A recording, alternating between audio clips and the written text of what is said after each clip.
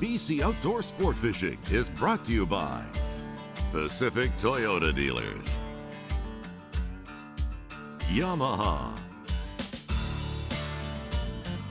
BC Outdoors Magazine, Rapala, Duncan B. Lodge,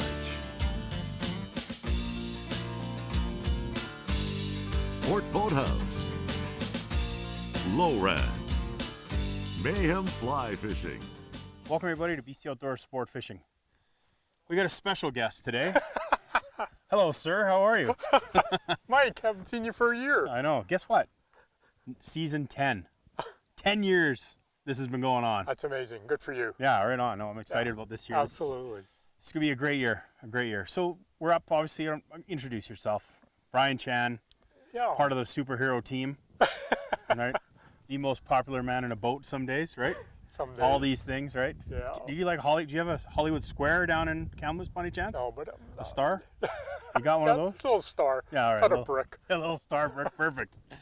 So Kamloops. So first of all, let's talk to our viewers. We started off on another lake down the valley, and it was absolute whitecaps. And we alluded to it earlier that it's probably would have been good in the 27-foot North River. But, would have been hard to hold anchor down there. So. It was windy. So make a quick change to come up here.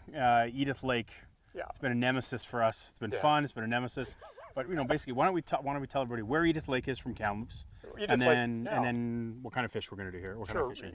Edith Lake is like an urban fishery for Kamloops residents. It's 15 minutes from downtown Kamloops.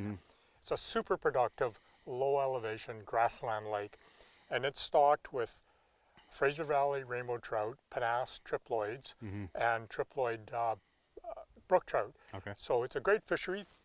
2 fishing wharves on it now, public wharves. Yep. One's wheelchair accessible.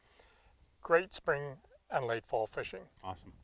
So again, we fished here. We did a ice fishing episode, and all I could think about was the 2 days after and the snowstorm. We're heading to Mexico to film. And then we came up last spring, and the wind blew us all over, and I have never heard some of the language I heard coming out of your mouth. Actually, both of us, we were so frustrated. I don't like wind. Oh, it was so frustrating. We couldn't get the anchors. So we actually anchored up. We got bigger anchors here this time. The wind is a little bit up, but we think we can find some spots here, right? Yeah. So do you want to drive the truck down, or you want to hop on the boat and launch it? No, I like to go ride in the boat. It's like you're in a float. Hey, don't start it up till we get. Don't thrash the prop, okay? Brand new motor. All right, well, let's get the boat in. Let's get fishing and see what we can do today. You bet, Mike. All right.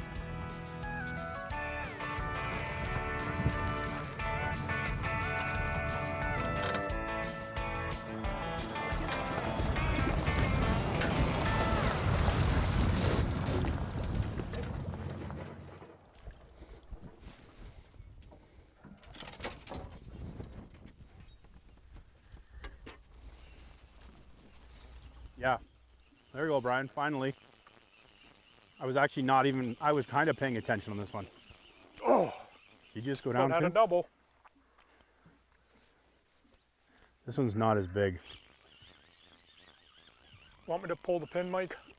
Sure.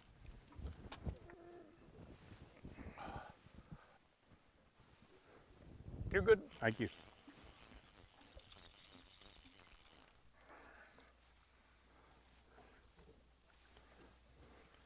What we got here? Just let me know when you need a net, boy. Yeah, I gotcha. And this guy's ready. Scoop a loop.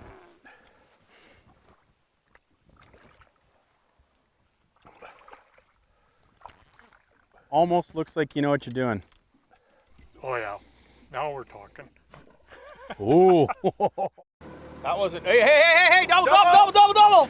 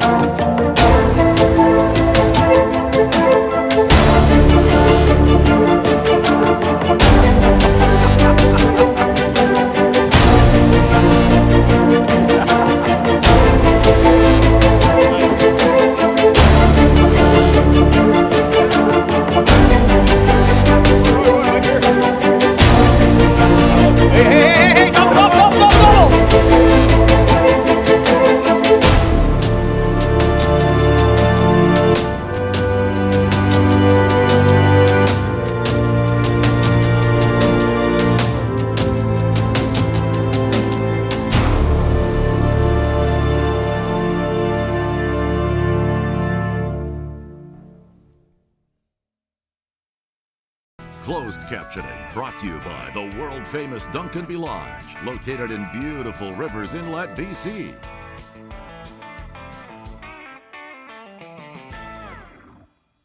I love the take. These Yeah. guys are so aggressive. Yes. They leave a bubble trail when that indicator goes down. That's the best. Yeah. That's a nice fish. Yeah, it is. It's the one I just let go. Oh, another panask, another triploid panask.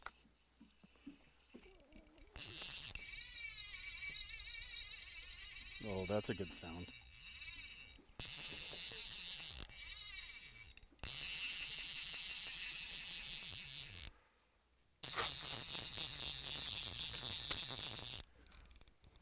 It's gonna come on. Yeah, this side might. This anchor's not even down yet. I know they're not down. Is that one up, dude? It's that extra movement. Well, there you go then. Sounds good.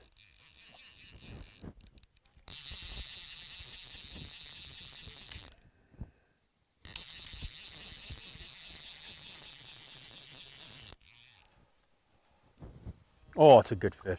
Wow. Yes. It's a Chinook. Hey, catching Chinook in here. Might get a big brookie today too. Yeah, that'd be great.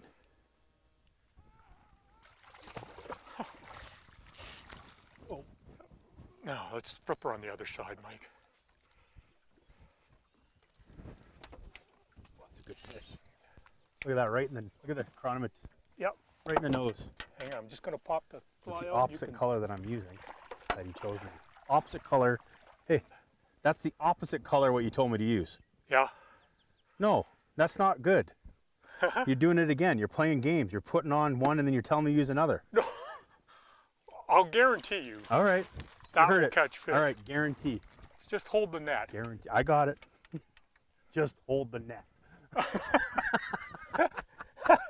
Just hold the net. Okay, I got it. I can handle that. right in the nose. Good hook. Oh, There he is. look at that. It's beautiful. It's a bullet.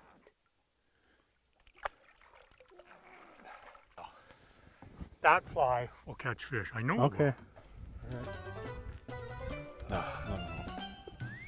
There you go. Yeah, keep using the anchor here. Wrap right. Okay, go this way. Which way? This way under. Yeah, one under. Huh? Yeah.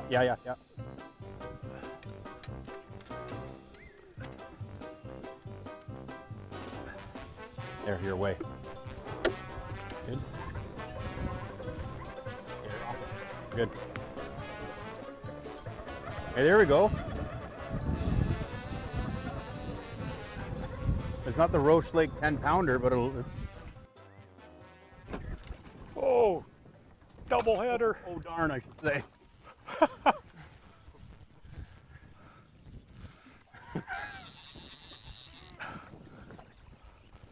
The only thing that saved this rod was the motor, the handle on the motor, the reel hooked up on the reel handle. That was close. All right. Double header. This guy, I haven't seen this guy yet. I just saw my rod going. Oh, Mike. Yeah, I don't know how big this guy is or what. He feels okay though. I think We are drifting. Oh yeah. That might meet the blooper reel there. huh? This is a family-friendly show. I have to remember that. A couple of swear words. Trying to undo yours. All I saw out of the corner of my eye was this white line going sideways. I'm like, oh wait, that's my fly line. And it honestly, the rod hooked up. You can see the shifter from forward to neutral on there. In reverse, that's what hooked the reel to keep it from going overboard. Oh no! Oh. Popped. Swivel. Nope, Broke it, just swivel. popped. Just came off. No, it just fell off. Oh, we got this That's guy. all right. All right. I'll let this guy go. That guy deserved to go for That, you know my how big lack.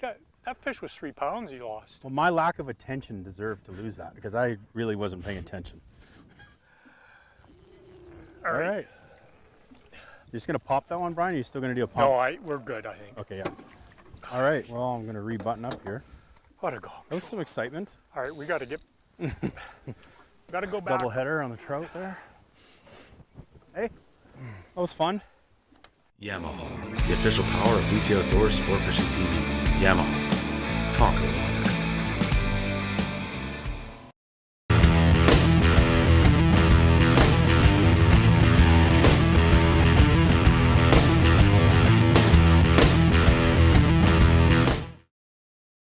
This special Learning with the Pros proudly brought to you by Michael and Young Fly Shop.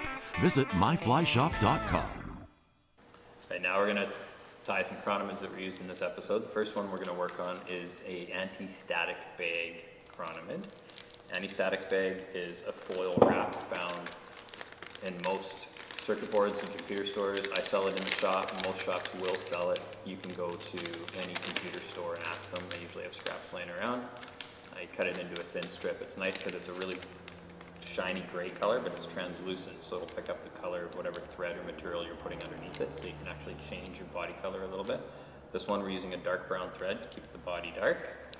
A size 12, 2x long, slight curved hook. In this case, it's a Daiichi 1760. There is many hooks that have the same shape.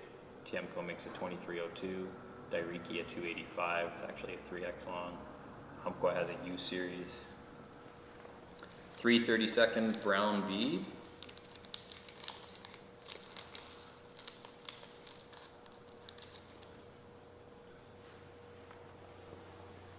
On this particular, I like having fairly small beads proportion-wise to my chronomids. Some guys like a little bit bigger. And this way I can put it on with the bigger hole to the front and it'll not slide over the eye of my hook, and it'll leave me room. I'm going to show you how to put on a gill here in a minute, but it'll leave lots of room for the gill to tuck underneath. There's a lot of different gills you can use on chronomids. You can use ostrich, you can use antron, sparkle yarn, stillwater midge gill. I've really come to like using uni-stretch. It's very inexpensive and it's very easy to tie on. I don't need to use my thread to apply it. I just take the material, get it a little wet with some water or saliva, tie it in a loose overhand knot, put it over the hook, pull it tight, slide it up, and, whoops, my hands are in the way, sorry, trim it. Tuck the bead over top, I got my gill. Just using brown because it comes close to the shade of the bead. In this case, because I tied the big end forward, I don't need to build up behind my bead as much. I can keep my chronomid body nice and slim. I'm going to be using a just burgundy or wine colored thread for my rib on this fly. I'm going to go all the way to the back, come forward. Chronomids, I'm really trying to pay attention to body shape and body taper. Once you put your body material on, you're going to really notice the shape to it. You apply your glue. Just anti-static bag. I think the nicest way to cut this is with a little ceramic tile as your cutting board and a small modeling knife or X-Acto knife and a straight edge like a metal ruler. You can use scissors, which I'm going to do here. I'm going to try and cut a little bit of taper to this because I want the thin end at the back to create a little bit of taper on my fly. So I'm going to cut a little straight edge in. Oops. I use this edge, it's cleaner for you guys to see. And then I'm going to go in there a little bit deeper and I'm going to kind of create a big triangle. I've got a long scissors here so I can get a pretty long strip with just one cut. I'm going to tie the point in right in the back.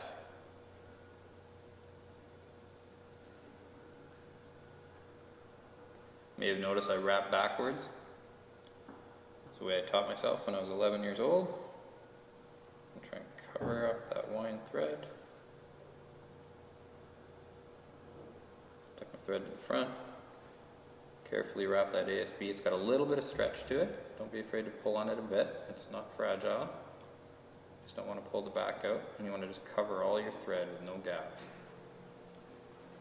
Now it's fat, so to tie it off, you've got to trust your thread. You want to pull it in and stretch that ASB into that spot. Go underneath to hold it on, back. Now, this can be tricky cutting it. I usually don't cut it with the snips. I lay my blade in against the bead and I pull on it, trying to get all the little edges off of there. Oh, I left a little bit there. Cover that little edge. Now thread, it's a little bit tricky. As you wrap it, you want to twist it. So each wrap, I'm going to twist and wrap, twist and wrap. So chronomets have 7 body segments. So if you count your ribs on the way up, I try and make 7 body segments. 4, 5, 6, 7.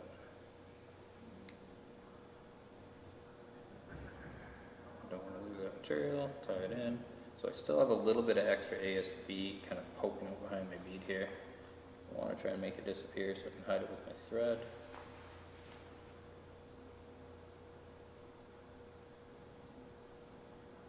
So now we're done. Just need to whip finish that. Now chronomets, I coat the entire body with some sort of glue or resin. There's a lot of UV cure resins on the market. In this case, I'm going back to old school Hardisol. I quite like Hardisol. Sometimes you got to do 2 coats to make them bulletproof. UV resins, I don't really like the smell. It drives me crazy, so I don't use them.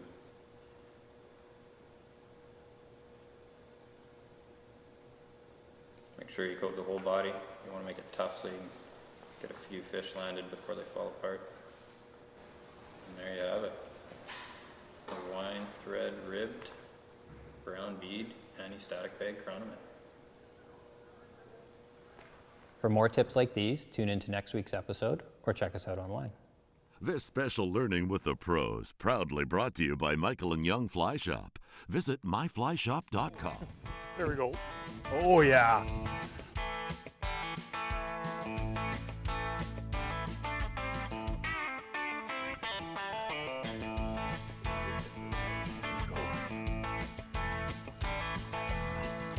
Oh, rip it like you. Oh, that's a good fish, too. Double header, Brian. Double header in the wind. Chronomets, but they're definitely on them. The few are down there. Yeah. Oh.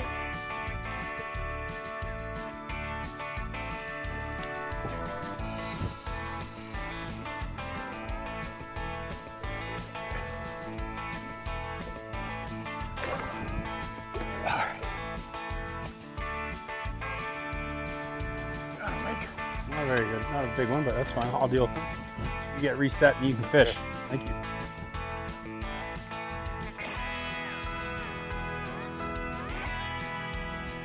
Okay. I'm gone. All right. Double header. It's making this look easy today. They're cooperating for bad. A little disappointed that he's using the same or different fly still. I have to switch up without him knowing. I think it might be time for Spratley. Well, I should put a Spratley on? What do you think? Are they on Spratleys yet? No, I'm just going to switch to the green one though. The green Spratley? Yep. Yeah, I bet. Mike doesn't believe me when I tell him what fly to put on, honestly. I don't know where I got that reputation, Mike. I have no idea. I got 10 years of footage that shows you're a liar. Here, put this one on. Oh, okay. I dipped it in battery acid before I gave it to you. We call that the diesel special. All right, I'll confess. Exactly. You get that on tape. Maybe, Yeah. a little bit. Uh-huh.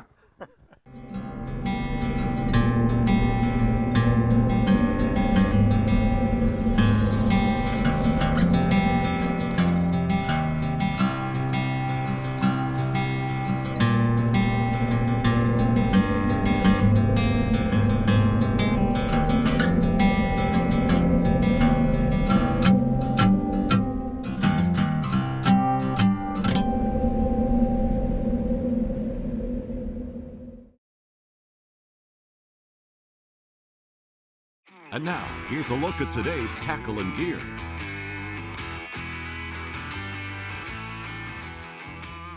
Hello folks, we're going to talk to you about the gear that we've been using on today's episode. Fly fishing, 10 foot, 5 weights is pretty much standard now. Everybody's Perfect rod for indicator fishing. Yeah, and we're using long leaders today, so we're going to need that extra an extra stretch, right?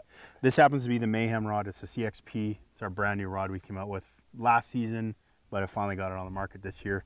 I don't know if I want to let you use it. You might convert, but it's pretty special, I'll tell you. Well, I did make the one cast with it, and it was nice. Yeah, all right, good. The reel, again, it's a Mayhem fly fishing reel. It's a Jester model. It's a 5.6 large arbor. Got a click drag on it. Sounds pretty good when the fish are going, so that sounds pretty good. And it looks really nice, too, doesn't it? It's cool color. Really good.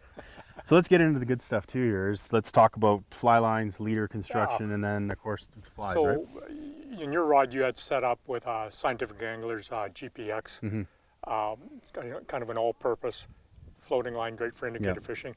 And on my rod, I had a wavelength Titan on it, a little heavier up front, so it's great for turning over bigger indicators. So those some of us need bigger ones. Indicators look like a cannonball the size of my boat there. Anyway. And then we looped on the end of the fly line with a 9-foot Scientific Anglers monofilament leader that ended in 4X.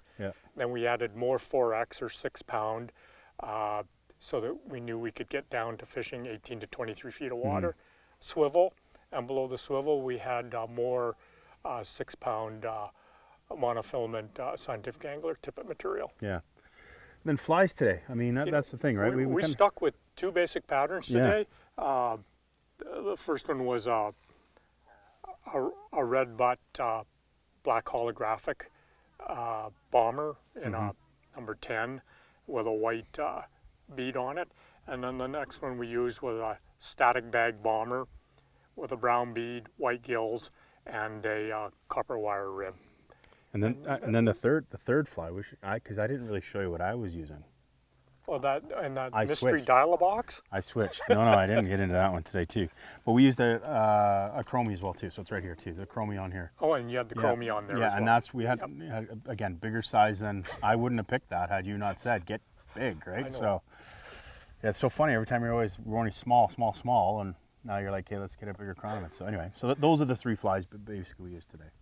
Perfect. Right? Fishing out of the G3, comfortable as usual.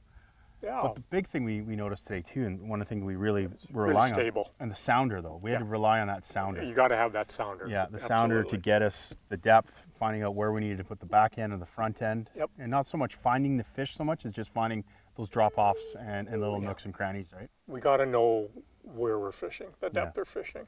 Yeah. All right, folks, get your notepads out. Stay tuned for the list, and we'll see you out on the water.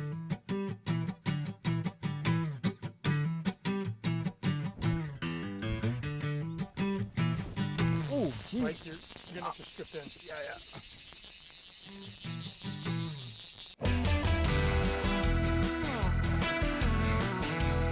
Oh, all wrapped up. Yeah. Want me to release him for you? Oh, he's a good fish. Look at the size of him. There's a beautiful Edith Lake fish. Gorgeous. Yeah. Beautiful. And gone. Right back down.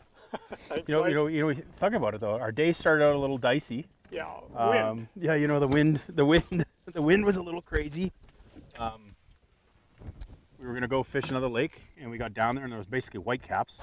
I could have brought the 27-foot North River; it would have been comfortable, but Yeah.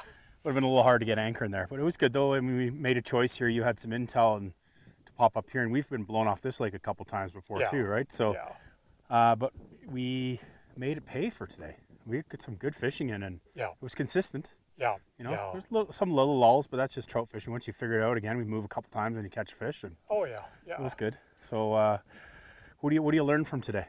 You learn if you got open plains lakes down below that are blowing, you got to find something a little bit higher with some tree coverage and just get out of the valley bottom. Because that was a pretty wicked wind. Oh yeah, we pulled into Merritt there to gas up, and the wind was blowing my hat off, and I'm like, this is not going to be good. And then we get past Nicola Lake, and I'm like, it's an ocean out there. Anyway. But that's the beauty of the Kamloops Merritt area. We got lots of different lakes to choose from in case something's windy or a valley windy, and we got to get out of the valley, get into some quieter water. Yeah. But thank you. I think that's the day. We're going to call it a day. We're going to quit while we're ahead, like I said, right? Fun day. Yeah. Deep water fishing. And we'll head out again another day here and maybe get another lake in. But thank you again. Thanks, Mike. Learn lots, and even shared one of your good flies. I did. Half the day. Don't know about the back half of the day, but the first half of the day you did share. You played nice, which is good. Right? You're learning. I am learning. All right, folks, thank you for joining us on BC Outdoor Sport Fishing. We look forward to having you join us on a future episode.